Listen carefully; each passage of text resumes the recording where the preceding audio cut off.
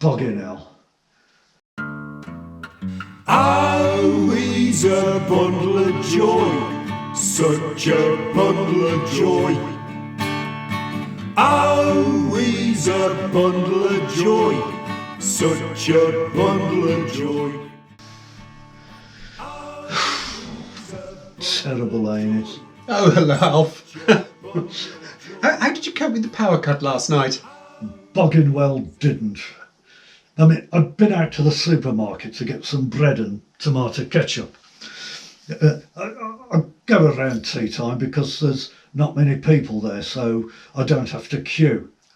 Besides that, at the end of the day, they usually sell off a load of, stuff cheap before it goes past its sell-by date, Any road, I managed to get a couple of those meals for one, which you just put in the oven. I mean, one was liver and bacon. I mean, I can't stand liver, so I threw that bit out. Well, anyway, I'd had my tea, and I'd just settled down to watch that cup semi-final match on the TV when all the cowing lights went out.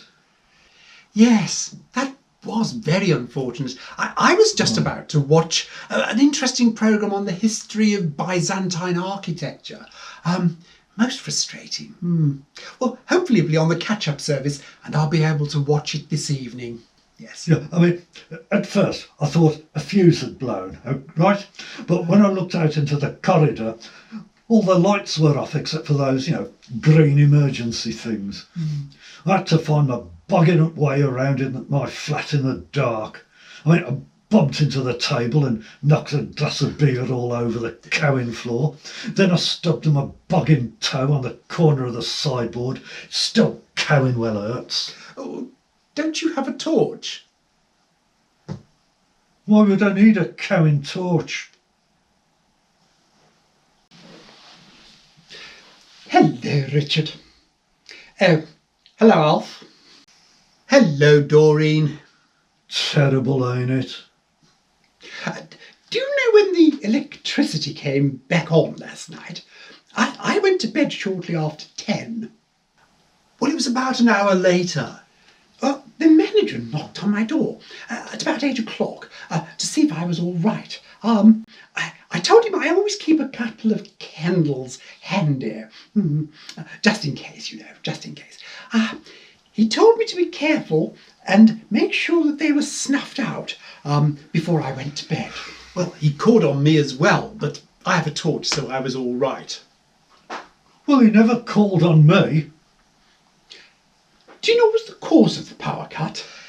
Well, strange as it sounds, according to the story on the local paper's website, it was caused by a camel chewing through an underground electrical cable. What? Yes, it belonged to a travelling fair. Evidently, it escaped from its enclosure and ended up wandering along Newton Road. It must have gone through the barriers surrounding those roadworks and fallen down into the hole. It seems, for some reason, it then bit through the electricity cable. Poor thing. Is it all right? Put it this way. They found parts of the animal 200 yards away. Well, of course, this would never have happened if my husband was still alive. He was against all kinds of cruelty to animals. Do you remember about 10 years ago when he managed to get that production of Puss in Boots banned from the local theatre? Yeah, I thought that was a bit harsh. After all, it was just a children's pantomime. I mean, no actual animals were in the production. Well, that's as may be. But as a local councillor, he had a duty to see that the animals were not abused. But I seem to recall your Bob enjoying his weekly steak and chips.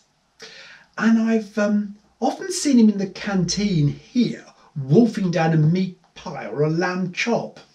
That's totally different. He needed that food to keep up his strength, especially when he had to sit through those council meetings. As I was about to say, talking of meat pies, I was in the supermarket yesterday. Have you seen the price of them? Cabin daylight robbery. That was a bit of a game last night, wasn't it? I was on the lavvy when all the lights went out. It reminded me of the 1970s. Do you remember all those power cuts we used to have?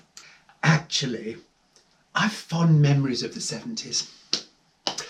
The music, the fashions, the nightclubs. I used to love David Bowie and Mark Bolan. Oh, and I'll tell you who I fancied. That blonde-haired singer out of the Suite. Brian Connolly. Yes, my sister had the hots for him as well.